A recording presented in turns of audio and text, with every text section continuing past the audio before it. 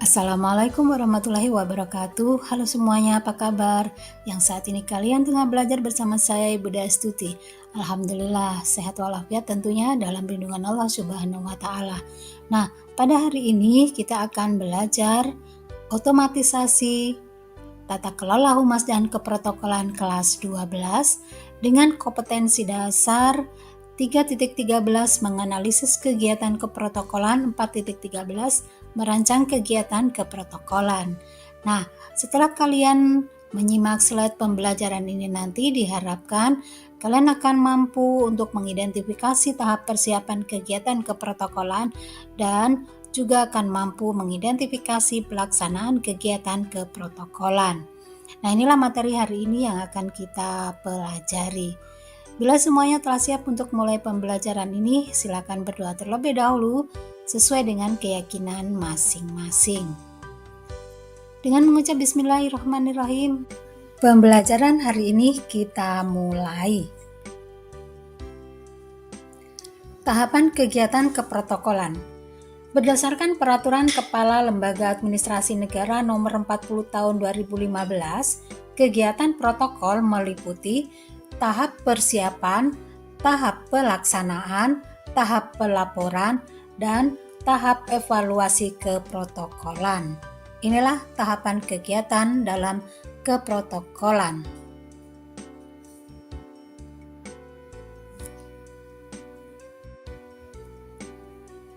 Dalam kegiatan keprotokolan, tahap persiapan terdiri dari beberapa hal sebagai berikut.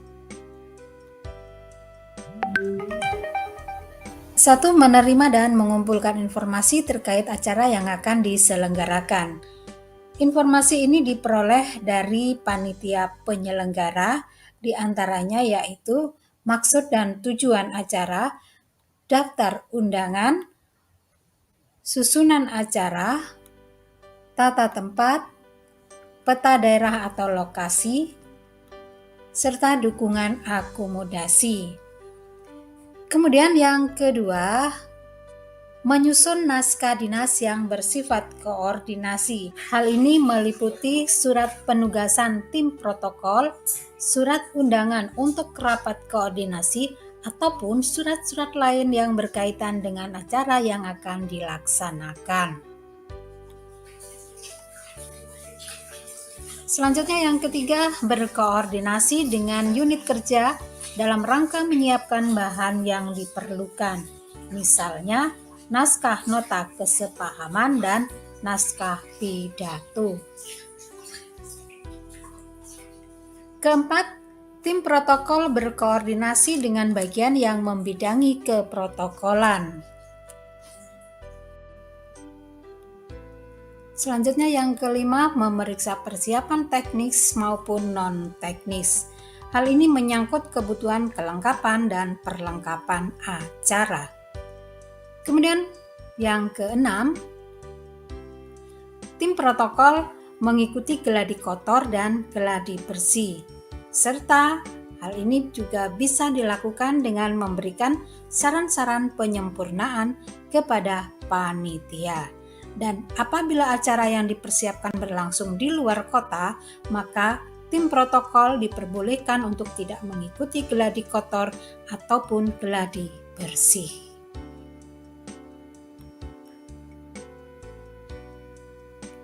Nah, inilah tahapan persiapan dalam kegiatan keprotokolan. Tahapan berikutnya yaitu tahap pelaksanaan. Tahap pelaksanaan tata upacara bendera. Pelaksanaan tata upacara bendera didasarkan atas beberapa hal, diantaranya jenis acara peringatan, tata lagu kebangsaan, tata pakaian, tata tempat, serta kelengkapan dan perlengkapan upacara bendera. Hal-hal yang mendasari pelaksanaan tata upacara bendera ini antara lain adalah jenis acara peringatan. Upacara bendera tidak hanya dilakukan pada peringatan Hari Kemerdekaan, tetapi juga peringatan hari besar lainnya. Adapun jenis acara peringatan yang memerlukan upacara bendera ini diantaranya yaitu Hari Ulang Tahun Kemerdekaan Republik Indonesia, kemudian peringatan Hari Besar Nasional seperti Hari Pendidikan Nasional atau Hari Kesaktian Pancasila, peringatan Hari Ulang Tahun lahirnya lembaga negara, kemudian peringatan ulang tahun hari lahirnya instansi pemerintah, dan berikutnya peringatan hari ulang tahun lahirnya provinsi, kabupaten, atau kota. Kemudian yang kedua, tata lagu kebangsaan. Dalam pelaksanaan upacara bendera di Indonesia, tata lagu kebangsaan meliputi pengibaran atau penurunan bendera negara harus diiringi dengan lagu kebangsaan Indonesia Raya. Kemudian, iringan lagu kebangsaan Indonesia Raya dalam pengibaran atau penurunan bendera negara dilakukan oleh korps musik dengan iringan genderang dan perangkat alat musik tiup. Selama acara pengibaran atau penurunan bendera berlangsung, seluruh peserta upacara mengambil sikap sempurna dan memberikan penghormatan menurut keadaan setempat. Tata pakaian. Tata pakaian yang harus dipatuhi oleh para peserta upacara bendera diantaranya adalah seragam korpri, yaitu celana atau rok bagi perempuan berwarna biru tua yang dilengkapi dengan lencana korpri ataupun seragam khusus yang ditentukan oleh perwira upacara sesuai dengan sifat dan tema upacara. Kemudian, pakaian yang dikenakan oleh inspektur upacara adalah seragam korpri atau pakaian sipil lengkap. Inilah tata pakaian dalam tata upacara bendera. Berikutnya, tata tempat.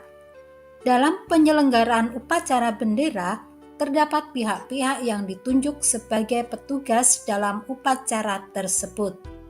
Setiap petugas memiliki peranan masing-masing, di antaranya sebagai inspektur upacara, komandan upacara, pembina upacara, pembaca naskah proklamasi, pembaca naskah pembukaan Undang-Undang Dasar 45, pembaca doa, pasukan pengibar bendera, dan peserta upacara. Dan setiap petugas tersebut akan menempati pos atau tempat masing-masing yang telah ditentukan. Nah, inilah tata tempat untuk tata upacara bendera. Selanjutnya, kelengkapan dan perlengkapan. Kelengkapan upacara adalah semua petugas yang bertugas melaksanakan rangkaian upacara bendera. Sedangkan perlengkapan upacara merupakan benda-benda yang diperlukan untuk menunjang kegiatan kelengkapan upacara dalam upacara bendera.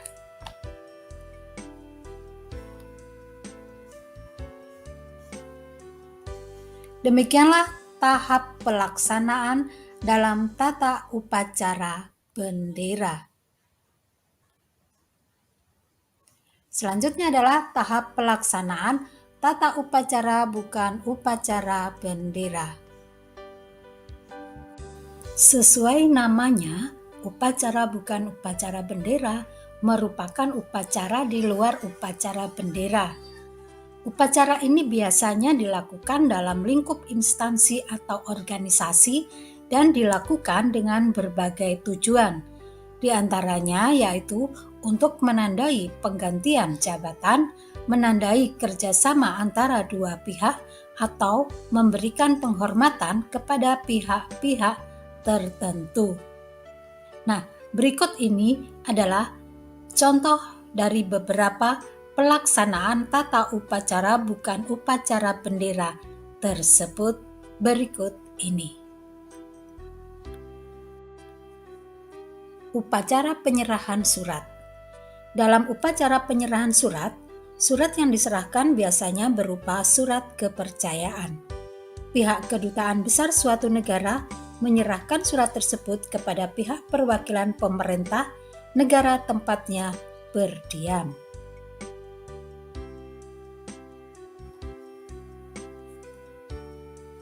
Upacara penyerahan tanda jasa atau kehormatan. Tanda jasa atau tanda kehormatan merupakan bentuk penghargaan yang diberikan kepala negara kepada pihak-pihak yang telah berjasa bagi bangsa dan negara, baik dalam bidang sipil maupun bidang militer. Bidang sipil umumnya mencakup bidang-bidang di luar militer seperti pendidikan dan teknologi, lingkungan, hingga sosial budaya.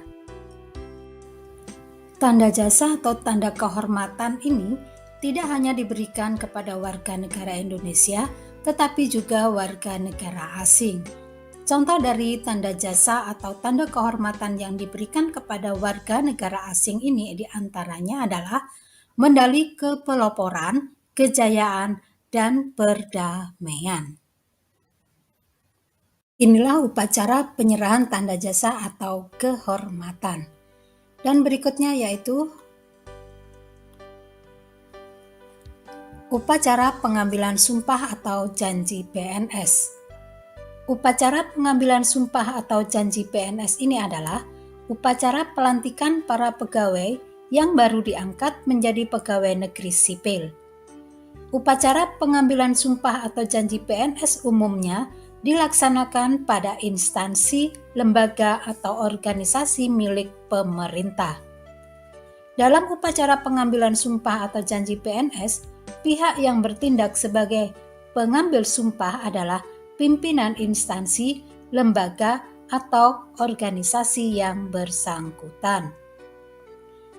Upacara pengambilan sumpah atau janji PNS juga dihadiri oleh para saksi, di antaranya kepala biro atau kepala divisi organisasi, tamu undangan, dan rohaniawan yang mendampingi para pegawai yang diambil sumpahnya.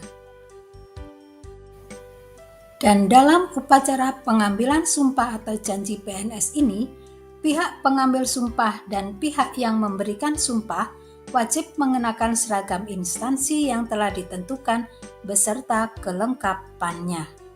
Nah, inilah upacara pengambilan sumpah atau janji PNS.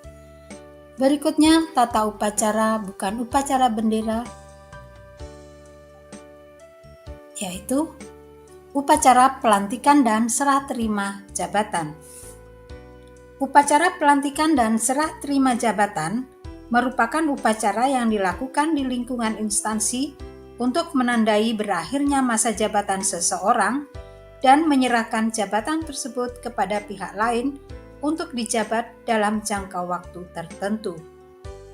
Upacara pelantikan dan serah terima jabatan dilakukan pada hampir setiap instansi, terutama instansi yang jabatan-jabatan di dalamnya hanya dapat ditempati dalam periode tertentu. Dan dalam upacara pelantikan dan serah terima jabatan ini, pihak yang menjadi penyelenggara adalah bagian kepegawaian. Sedangkan pihak yang bertugas melantik adalah kepala instansi yang bersangkutan. Selain itu, upacara ini juga dihadiri oleh rohaniawan, saksi, dan para tamu undangan, misalnya para kepala bagian di lingkungan instansi. Pada upacara ini juga, pihak-pihak yang terlibat langsung dalam upacara wajib mengenakan pakaian sipil harian beserta atribut kelengkapannya. Sementara itu, tamu undangan harus mengenakan pakaian sipil lengkap. Nah, ini adalah upacara pelantikan dan serah terima jabatan. Selanjutnya adalah upacara penandatanganan nota kesepahaman atau perjanjian kerjasama luar negeri. Upacara ini merupakan upacara yang dilakukan di lingkungan instansi atau organisasi untuk menandai kerjasama antara pihak suatu instansi dan instansi lain di luar negeri. Dalam upacara ini, kedua belah pihak akan menandatangani perjanjian kerjasama, kemudian dilanjutkan dengan pemberian cenderamata, piagam, atau bentuk kenang-kenangan lain untuk menandai dimulainya hubungan baik antara kedua belah pihak. Adapun upacara ini biasanya diselenggarakan oleh Divisi Humas dan kerjasama dalam lingkungan instansi dalam negeri. Pada upacara ini dihadiri oleh beberapa tamu undangan, di antaranya kepala instansi, kepala bagian, dan unit terkait lainnya. Sementara itu pakaian yang dikenakan dalam upacara ini adalah pakaian kerja atau pakaian sipil lengkap. Nah, inilah upacara penandatanganan nota kesepahaman atau perjanjian kerjasama luar negeri. Dan selanjutnya yaitu upacara penandatanganan perjanjian kerjasama dalam negeri. Upacara ini merupakan upacara yang dilakukan di lingkungan instansi atau organisasi untuk menandai kerjasama antara pihak suatu instansi dan instansi lain yang sama-sama berasal dari dalam negeri. Dalam upacara ini, kedua belah pihak akan menandatangani perjanjian kerjasama, kemudian akan dilanjutkan dengan pemberian cenderamata, piagam, atau bentuk kenang-kenangan lain untuk menandai dimulainya hubungan baik antara kedua belah pihak. Dan upacara ini biasanya diselenggarakan oleh Divisi Humas dan kerjasama dalam lingkup instansi dalam negeri. Pada upacara ini dihadiri oleh beberapa tamu undangan, di antaranya kepala instansi, kepala bagian, dan unit terkait lainnya. Sedangkan untuk pakaian yang dikenakan dalam upacara ini adalah pakaian kerja atau pakaian sipil lengkap. Inilah upacara penandatanganan perjanjian kerjasama dalam negeri. Selanjutnya, upacara wisuda perguruan tinggi di lingkungan lembaga administrasi negara. Upacara wisuda ini menandai kelulusan para mahasiswa yang menempuh pendidikan di perguruan tinggi.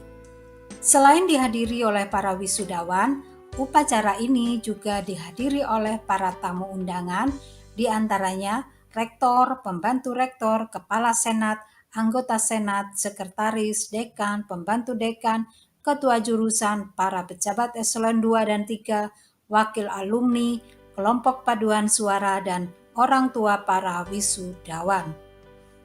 Adapun pakaian yang dikenakan dalam upacara ini bervariasi. Di antaranya, pihak rektor, senat, para wisudawan, dan anggota-anggota di bawahnya harus mengenakan pakaian toga. Sedangkan pihak undangan mengenakan pakaian bebas. Inilah upacara wisuda perguruan tinggi. Dan selanjutnya,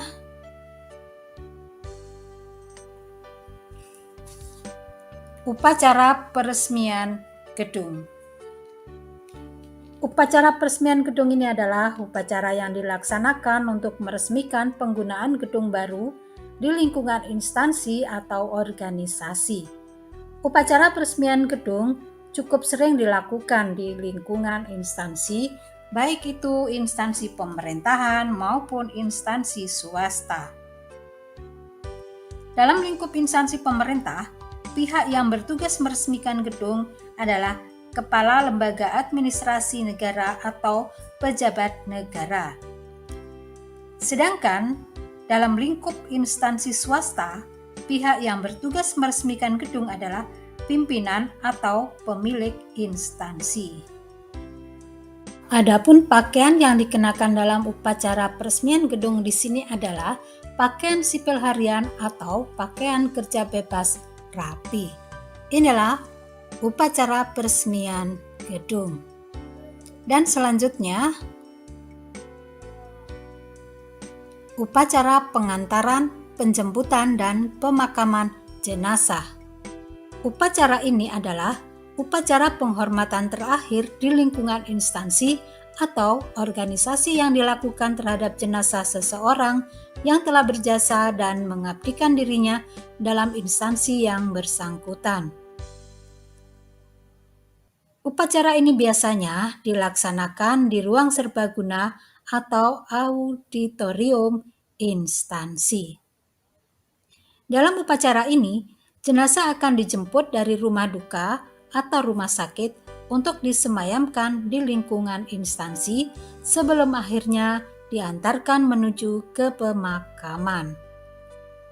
Dalam upacara ini, pihak yang bertugas sebagai penyelenggara adalah unit hubungan masyarakat, pemimpin upacara adalah pemimpin instansi, petugas upacara adalah satuan pegawai instansi, serta pihak undangan terdiri atas para pemangku jabatan dalam lingkup instansi, rekan jenazah, dan keluarga jenazah. Dalam upacara ini juga melibatkan seorang petugas yang bertugas memimpin doa. Sedangkan pakaian yang dikenakan dalam upacara ini adalah pakaian atau atribut berwarna gelap, sedangkan perlengkapan yang diperlukan adalah kursi, meja tempat meletakkan peti jenazah, dan perangkat sound system. Inilah upacara pengantaran, penjemputan, dan pemakaman jenazah. Selanjutnya yaitu upacara pembukaan rapat kerja, workshop, seminar, dan kuliah umum. Dalam upacara pembukaan rapat kerja, workshop, seminar, dan kuliah umum ini meliputi beberapa hal, di antaranya penyelenggara kegiatan upacara adalah unit kerja terkait. Apabila kegiatan upacara tersebut mengundang pejabat pusat, misalnya direktur, menteri, dan pejabat di tingkat provinsi seperti bupati dan gubernur, maka pihak penyelenggara adalah UPT Hubungan Masyarakat. Dalam acara ini, selain peserta acara, maka pihak yang harus diundang adalah pimpinan instansi beserta para pemangku jabatan yang ada di bawahnya. Inilah upacara pembukaan rapat kerja, workshop, seminar, dan kuliah umum. Demikianlah pelaksanaan tata upacara, bukan upacara bendera. Dan selanjutnya, tata penghormatan. Dalam acara kenegaraan atau acara resmi, pejabat negara, pejabat pemerintah, dan tokoh masyarakat tertentu mendapat penghormatan sesuai dengan kedudukannya dalam negara, pemerintahan, atau dalam masyarakat. Penghormatan sebagaimana dimaksud bisa berupa penghormatan bendera kebangsaan dan lagu kebangsaan Indonesia Raya. Pemberian penghormatan menggunakan bendera kebangsaan merah putih dan lagu kebangsaan Indonesia Raya dalam acara kenegaraan atau acara resmi dilaksanakan sesuai dengan ketentuan pejabat yang bersangkutan dan sesuai dengan ketentuan penggunaan bendera kebangsaan merah putih dan lagu kebangsaan Indonesia Raya yang berlaku.